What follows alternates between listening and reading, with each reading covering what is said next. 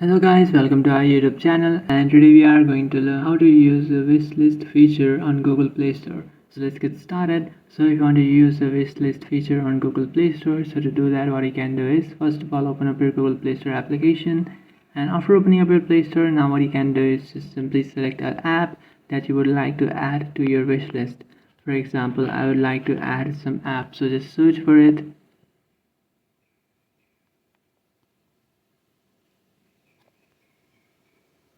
And after searching for that, now what you have to do is just simply tap and hold on that app that you want to add.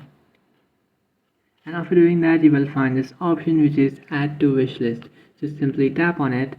And after tapping on that, the app has been successfully added to your wishlist. So just simply tap and hold on that app and then tap on add to wishlist.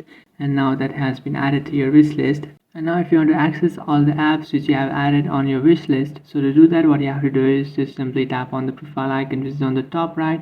Just tap on your profile icon which is on the top right. After tapping on that, simply tap on library, and after tapping on library you will find wish list option. Just tap on it, and here you can see guys, these are the apps that you have added to your wish list.